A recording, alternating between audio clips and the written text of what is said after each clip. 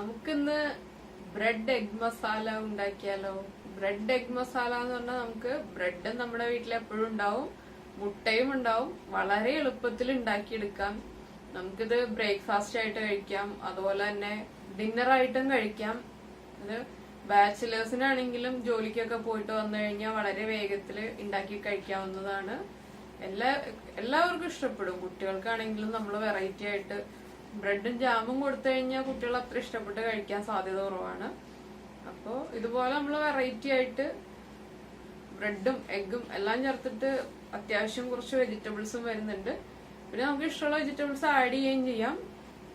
അപ്പോൾ ഞാനിതിപ്പോ തക്കാളി മാത്രമേ ഇതിൽ ആഡ് ചെയ്തിട്ടുള്ളൂ. ഇപ്പൊ നമുക്ക് ക്യാരറ്റ് ആഡ് ചെയ്യണമെങ്കിൽ ക്യാരറ്റ് ആഡ് ചെയ്യാം, ക്യാബേജ് ആഡ് ചെയ്യണമെങ്കിൽ ക്യാബേജ്, അത് നമ്മുടെ ഇഷ്ടമനുസരിച്ച് വെജിറ്റബിൾസ് ആഡ് ചെയ്യാം. ഒരു ഫുൾ മീലായിട്ട് കഴിക്കാൻ പറ്റുന്നതാണിത്. അപ്പൊ എല്ലാവരും ഉണ്ടാക്കി കഴിച്ചു നോക്കുക. അപ്പൊ നമുക്ക് കുക്ക് ചെയ്യാം. നമുക്ക് ഇൻഗ്രീഡിയൻസ് നോക്കാം. നമ്മൾ ബ്രെഡ് ഇതുപോലെ ചെറിയ പീസായിട്ട് കട്ട് ചെയ്തെടുത്തിട്ടുണ്ട്. ഇതെങ്ങനെയാന്ന് വെച്ചിട്ടുണ്ടെങ്കിൽ ഒരു ബ്രെഡ് സ്ലൈസിന് നീളത്തിൽ 3 കട്ട് ചെയ്തു, അതുപോലെ തന്നെ ക്രോസ് ആയിട്ടും 3 കട്ട് ചെയ്തു. അങ്ങനെ 6 ബ്രെഡ് സ്ലൈസ് ആണ് എടുത്തിരിക്കുന്നത്. പിന്നെ മുട്ട, ഉപ്പ്, sunflower oil, capsicum, Kashmiri chilli powder, turmeric powder, pepper powder, garam masala, onion ചെറുതായിട്ട് കട്ട് ചെയ്തെടുത്തിട്ടുണ്ട്, ടൊമാറ്റോ ചോപ്പ് ചെയ്തത്, മല്ലിയില, ജിഞ്ചറും ഗാർലിക്കും ചെറുതായിട്ട് ചോപ്പ് ചെയ്തെടുത്തിട്ടുണ്ട്.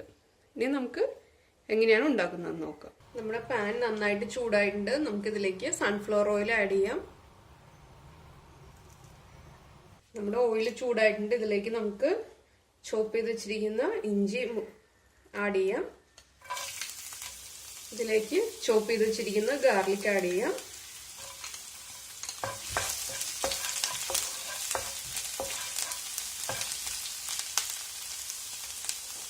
ഇതിലേക്ക് നമുക്ക് ചെറുതായിട്ട് കട്ട് ചെയ്ത് വെച്ചിരിക്കുന്ന ഓണിയൻസ് ആഡ് ചെയ്യാം.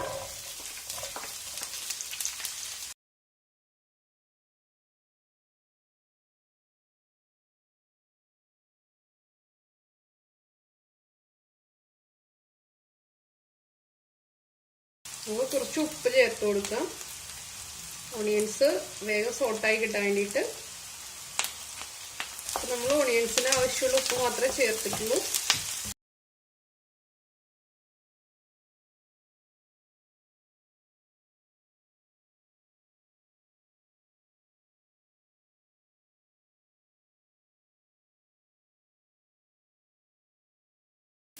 ഇതിലേക്ക് നമുക്കിനി മസാല പൗഡേഴ്സ് ആഡ് ചെയ്യാം. നമ്മൾ ഒരു 2 മീഡിയം സവാളയാണ് എടുത്തിരുന്നത്.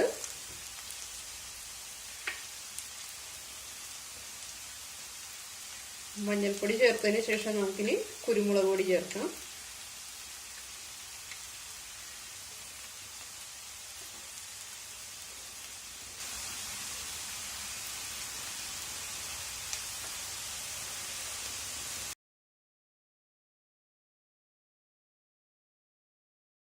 കാശ്മീരി ചില്ലി പൗഡർ നമുക്ക് നന്നായിട്ട് സോട്ട് ചെയ്തെടുക്കാം.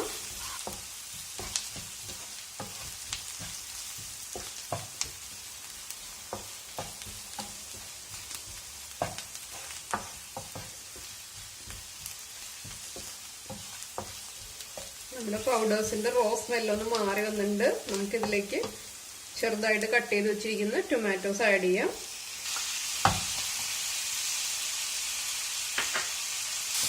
നമുക്കിതിലേക്ക് ടൊമാറ്റോസ് ആണെങ്കിൽ അരച്ചിട്ടും ചേർക്കാം, പേസ്റ്റ് ആയിട്ടും ചേർക്കാം, ഇതുപോലെ ചെറുതായിട്ട് കട്ട് ചെയ്തിട്ടും ചേർക്കാം.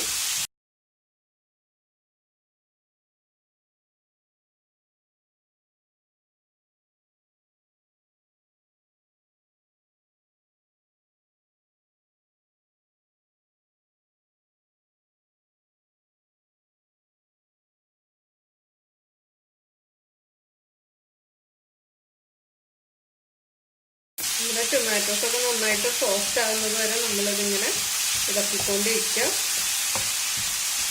ഒരു 2 വലിയ ടൊമാറ്റോ മതി. നമുക്ക് 2 സവാളയ്ക്ക് 2 വലിയ ടൊമാറ്റോ എടുത്താൽ മതി.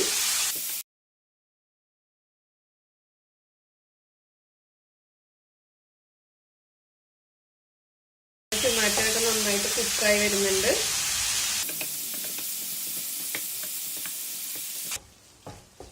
ഇതാ നമ്മുടെ ഓണിയൻസും ടൊമാറ്റോസും ഒക്കെ നന്നായിട്ട് കുക്കായി വന്നിട്ടുണ്ട്.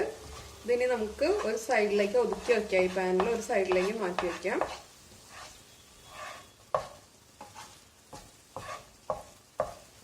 നമുക്ക് കുറച്ച് സൺഫ്ലവർ ഓയിൽ ഈ പാനിൽ നമ്മൾ മാറ്റി വെച്ചിരിക്കുന്ന ടൊമാറ്റോയും ഓണിയൻ്റെയും മിക്സ് മാറ്റി വെച്ചിരിക്കുന്നതിൻ്റെ ബാക്കിയുള്ള പോർഷനിൽ കുറച്ച് സൺഫ്ലവർ ഓയിൽ, വളരെ കുറച്ച് സൺഫ്ലവർ ഓയിൽ ഒഴിക്കാം. ഇതിലേക്ക് നമ്മൾ ബീറ്റ് ചെയ്ത് വെച്ചിരിക്കുന്ന എഗ്ഗ് ചേർക്കാം.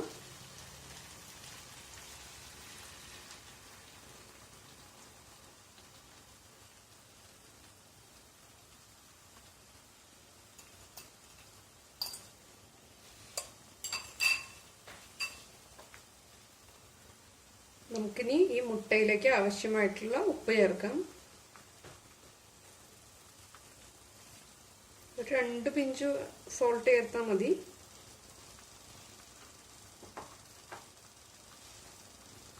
അതുപോലെ തന്നെ കുറച്ച് പെപ്പർ പൗഡർ ആഡ് ചെയ്യാം.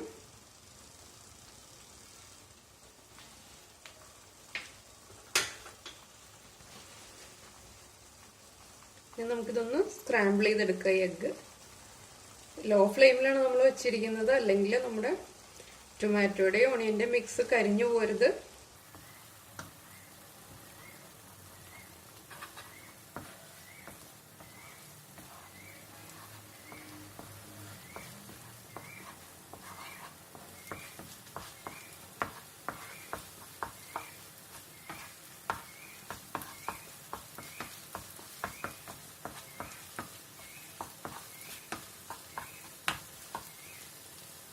ഇപ്പം നമുക്ക് എഗ്ഗ് ഇതുപോലെ സ്ക്രാമ്പിൾ ചെയ്തെടുക്കാൻ പറ്റുന്നില്ലെങ്കിൽ നമ്മൾ വേറൊരു പാനിൽ കുറച്ച് ഓയിൽ ഒഴിച്ചിട്ട് എഗ്ഗ് സ്ക്രാമ്പിൾ ചെയ്തിട്ട് ഇതിലേക്ക് ആഡ് ചെയ്താലും മതി.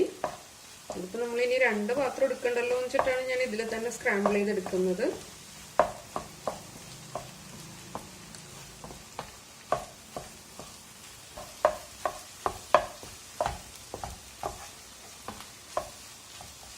നമ്മുടെ എഗ്ഗ് സ്ക്രാമ്പിളായി വന്നിട്ടുണ്ട്. നമുക്ക് എല്ലാം ഒരുമിച്ച് മിക്സ് ചെയ്തെടുക്കാം.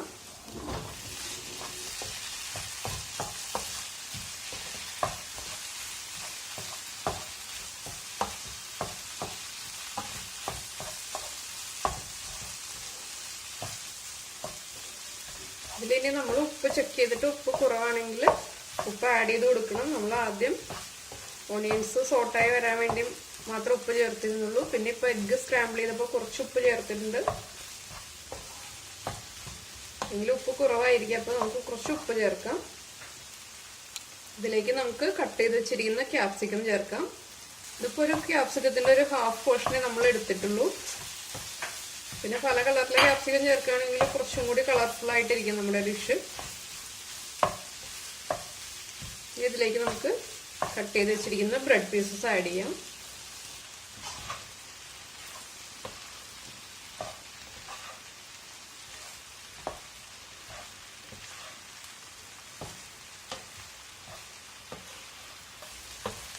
നമുക്ക് നന്നായിട്ട് മിക്സ് ചെയ്ത് കൊടുക്കാം.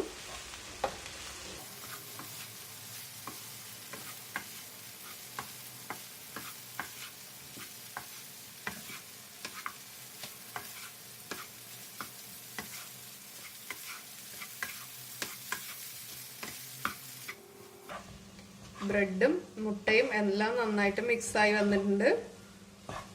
ഇതിലേക്ക് നമുക്ക് കുറച്ച് മല്ലിയില വിതറി കൊടുക്കാം.